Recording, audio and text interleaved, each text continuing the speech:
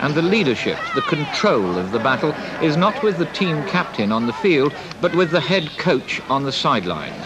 Woody Hayes sees himself as a commanding general. He even studies military history and uses it all the time to provide homilies and illustrations when training his players. He considers only total victory as an end to all this. But they must have a winning instinct. Oh, absolutely. Well, if they can say, I don't care if we win or not, we don't want them. Because we do want to win, because winning is the epitome of team effort. And we must keep that, and we must inculcate that into our football players. Would you use the word indoctrinate? Yes, yes, I would very much. So many of our liberals are against that word, but I am not.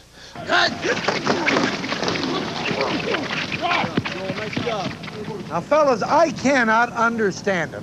Who do you have to take? That's right. Who do you have to take? That man, did you take him? I went out and picked up my coach. What? I took my stuff.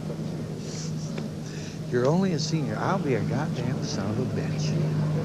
You made this mistake 15 times this fall. Now you get with it. God damn it, I'm tired of it. You lose us a ball game, and by God, I'll throw you off the squad. What kind of player do you look for to bring onto your team? He has to be team-oriented. Usually, he comes from a good home. Comes from a home that has respected him as a youngster. And he's learned to have self-esteem because he was esteemed in that home. And we find that with self-esteem, he can pass it on to other people. You can't respect somebody else until you've learned to respect yourself. So on the whole, do you find that those standards inhibit recruiting from poorer homes, underprivileged families, ghetto conditions? No, as a matter of fact, I find good homes wherever I go. The amount of money in the home has very, very little to do with it. The two things that are always in a good home is, number one, the kid is wanted. He knows that long before he can toddle. Number two, there's discipline in that home, and discipline always implies disciples. He believes in those who took care of him and started to guide him. Those two things are always there, and I look for them.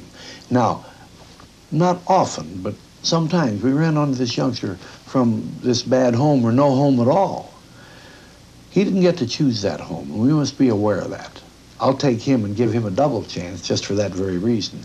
If he's appeared to rise above those circumstances, I want him. I want to help him along. I can do it.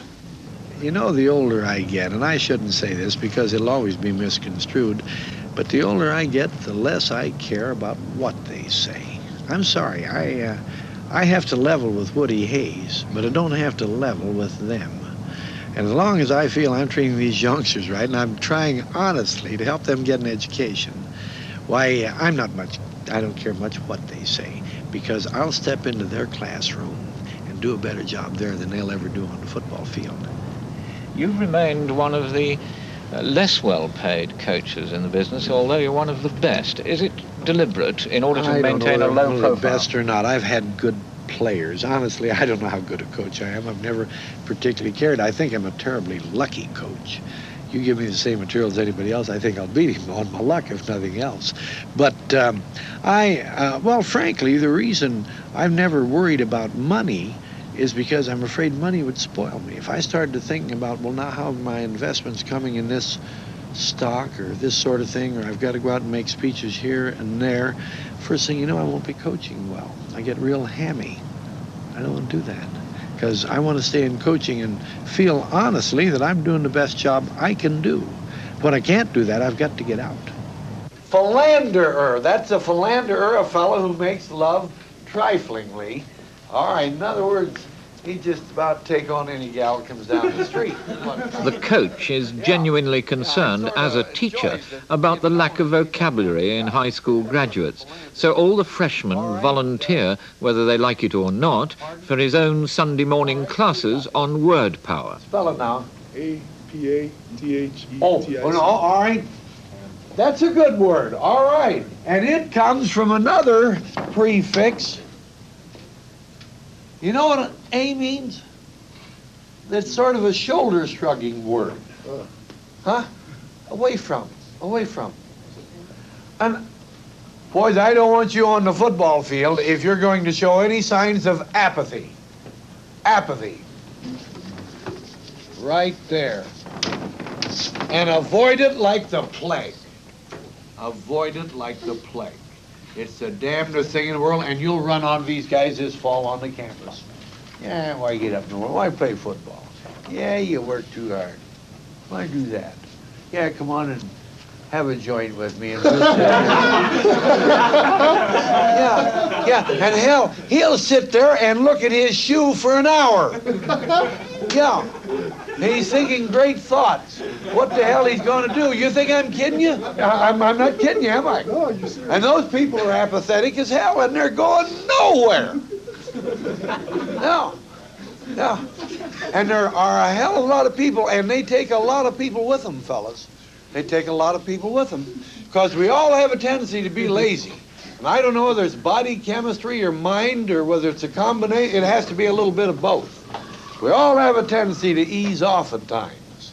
That's why you need good teachers and good coaches to push you a little bit. We all have to be pushed. The fact I'm a football coach, it's a competitive thing. I despise for people to beat us. That's why when I get good football players, I'm not going to let somebody else beat us, because I'm cheating myself and I'm cheating my players if we don't get the best out of them. If I let you come here to college and flunk out of school, I'm cheating you, because I'm older than you are. I know a little more about it than you do. And I know just going through this silly little book here helps enormously. If you only pick up one word today and learn to avoid that word like the plague, and you'll see him all over the campus. He'll be all over here. And he is never the guy that's done one damn thing to civilization.